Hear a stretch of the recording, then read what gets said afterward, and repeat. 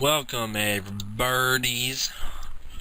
Um, right now I'm just gonna do quick little short videos.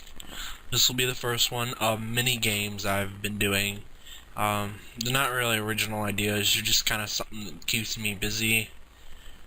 Something to do, because there's not really much in Minecraft that I do nowadays. So this just kind of gives me a little something to work with when I'm bored on my server.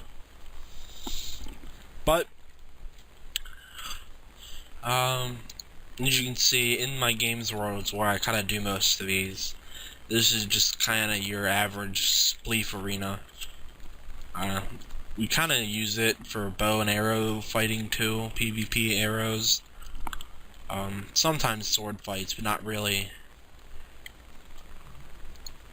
And as spleef, I do have to make a second life spleef arena, which is, your normal floor, but then you have a second floor underneath it, and then underneath that is the lava that kills you.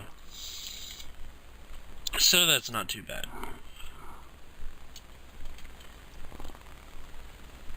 I'm gonna go over here and show you this one. And this episode is about the handball, or what was it? It wasn't handball. I think they named it blocky. Yeah. We're just gathering through looking for something to build, and I found something called blocky, which was kind of like your handball. You have a ball, if you have the ball in your hand, you can't move with it. I'll go over the rules later. And they built it in an open world, and so I ended up taking it. I ported it with a lot of work, because I had a world edit all the surrounding out without touching the redstone, which is kind of hard. World edited that all out. I then took it, cut away everything else that I missed, looked at the wiring, and kinda none of this was here either. It was just these side panels and that in the back. Took a look at it, and I ended up bringing these in.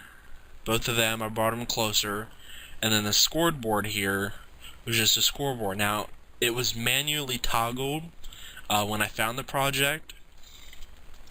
If this thing wants to let me out, why the fuck won't you let me in? There we go. It was manually toggled. Right here where you see these levers, you would have to flip these to turn them on. I took that out and ended up putting a wave toggle system that I use in my arena. I just kind of ended up copying and pasting it over here, so it will work automatically now, and it will put up a score. I'll go ahead and show you that right now. Let's see. Set the scores to 0. Now, it goes through quite a long, complicated process of doing this.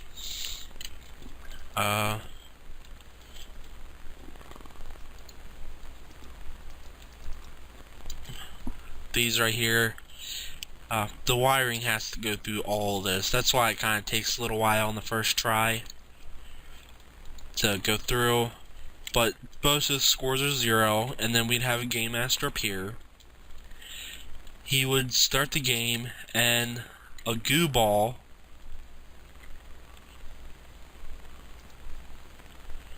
would pop down, and then your players would go race and try to get to it. Now what you would try to do is, once you get to it, without moving, you had to either pass it or keep throwing it and give it back to yourself. But you can't throw it while moving, and you can't move while you have the ball. And the object is to get the goo ball into the other team's goal. And as you can see, it's a goal for the red team. So then we'd come up here, pick up the goo ball, which is what the game master would do. And then now the red team has 1 point. And let's say, get it, red ball gets it again.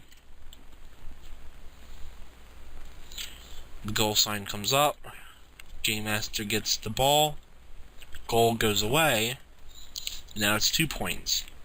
Now, the score goes up to 9, but you can set it however many you want, like best of 3, best of 5, whatever. And then all you would do to come back here, just reset it, and the scoreboard would go back to it being flat.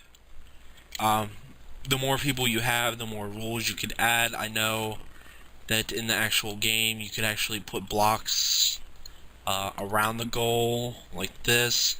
You just couldn't put it up in that space. But that was with more people. When you only have like 2 or to 4 people playing, it kind of makes it just a little bit more boring.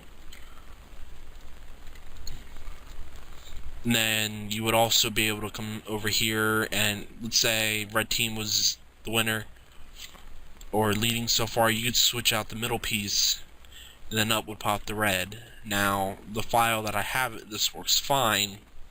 I've just kind of been working on this a little bit with the middle part, trying to get it to go to a black, and the introduction of that third color and piston set isn't really wanting to work out so far. So that's why that doesn't want to work. And then you have your little rooms for team lockers.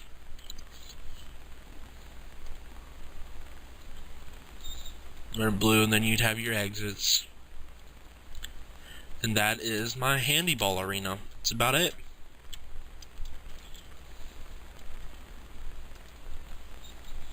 I will put a link to it in the description. It is on Planet Minecraft.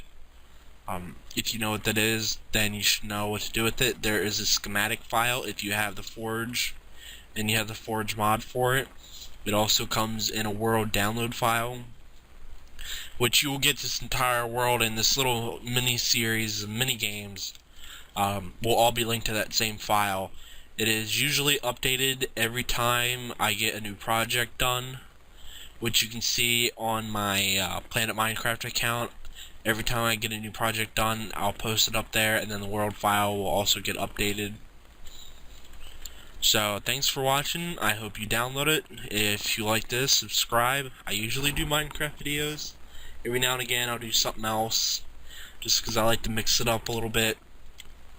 But yeah, and if you got suggestions or something you want me to try to build, I'll try my best, but I'm not really going to guarantee anything because I'm still a novice at redstone. I'm no master at all, not even close, so keep that in mind, please. And I guess the last thing to say is thanks for watching.